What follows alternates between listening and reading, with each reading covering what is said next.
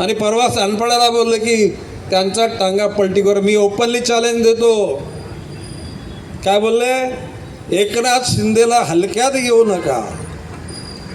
टांगा पलटी घोडे फरार. मग तू गणेश नाईकला हलक्यात धरलंस ना तू. आणि ते जो FSI वाढवला तो जर का जनतेच्या हिताकरता वाढवला असता आमची काय त्याला हरकत नव्हती. परंतु बिल्डर लोकांचं हित लक्षात घेऊन बिल्डर लोकांच्या दलालांच्या सल्ल्यानं त्या ठिकाणी या योजना राबवल्या गेल्या. त्यांना आता पता माहिती नाही. आणि परवा सानपाड्याला बोललं की त्यांचा टांगा पलटी कर. मी ओपनली चॅलेंज देतो. काय बोलले? एकनाथ शिंदेला हलक्यात घेऊ नका. टांगा पलटी घोडे फरार. मग तू गणेश नाईकला हलक्यात धरलंस ना तू. तुझ्या मुलाचा कल्याण लोकसभा मतदारसंघ, त्यामधला एक कल्याण ग्रामीण मतदारसंघ, त्याच्यातली 14 गावं ती खरी म्हणजे मीच ठराव करून नवी मुंबईत समाविष्ट करायला सांगितली, पण अटी शर्ती आहेत. अरे तुझ्या अगोदर 3 वेळा पालकमंत्री या जिल्ह्याचा मी होतो, विधानसभेचा आमदार होतो, मंत्रालयात बैठक घेतली, एका फरमान काढलं आणि 14 गावं म्हणजे आम्हाला हलक्यात धरलं नाही. मी चॅलेंज देऊन सांगतो, गणेश नाईक तुझा टांगा पलटी करेल. घोडे फरार नाही, घोडे बेपत्ता करून टाकले.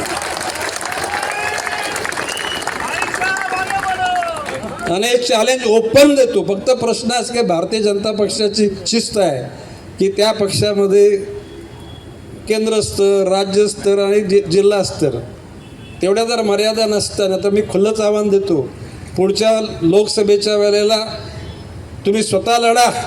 आणि भारतीय जनता पक्षाला एकही ठाणे जिल्ह्यातली जागा तुम्हाला घेऊ दे. पालघर, ठाणे एकही जागा मिळणार नाही. आणि मग गावाला जायला लागेल. त्या गावाचं नाव काय? दरे गावाला जायला लागेल. काही अडलं गेलं की दरे गाव. आणि त्याच्या बच्चन तो कोण, तो खासदार का मस्के का कसके, तो काय बोलतो? गणेश नाईकनी भूखंड लाटले. बोलायचं चॅलेंज आहे. राईट टू इन्फॉर्मेशन मधून माहिती काढा, प्रायव्हेट केसेस भरा. आणि गणेश नाईकनी 1 इंच जागा, 1 इंच कशाला, माझ्या ज्या ज्या ठिकाणी जागा कष्टाने घेतलेल्या आहेत त्या ठिकाणी FSI अर्धा पण आम्ही वापरलेला नाही. बोलाची भाषा म्हणून बोलायचं. वृत्तपत्राच्या किंवा चॅनल लोकांना मी सांगतो, त्याला विचारा कुठला प्लॉट गणेश नाईकने ग्रॅप केला आहे.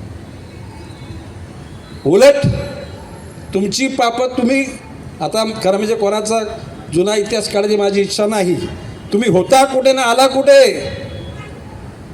भ्रष्टाचाराचा पैसा कमवला आणि आज तो नवी मुंबईच्या जनतेला वाटण्याचा प्रयत्न चालू आहे. नवी मुंबईची स्वाभिमानी जनता हा पैसा घेणार नाही. घेणार आहे का? कारण तो हरामाचा पैसा आपल्या संसारामध्ये कुठे चाय पत्तीला जर लागला तरी ते विषच होणार आहे. मी कोणाला गरज असेल तर आमच्याकडे या. गणेश नाईक तुमचा मोठा भाऊ म्हणून तुमच्या सगळ्या गरजा पूर्ण करेल. परंतु अशा या पैसा तुम्ही घेऊ नका. मोरबे धरणाचं पाणी मी बोललो की जर का अशी स्थिती राहिली तर 2 महाराष्ट्रातील सर्व बातम्यांचे विश्वासार्ह व्यासपीठ. सकाळच्या सर्व सोशल मीडिया प्लॅटफॉर्मला लाईक, फॉलो आणि सबस्क्राईब करा. तसंच सर्व नोटिफिकेशनसाठी बेल आयकॉन प्रेस करायला विसरू नका.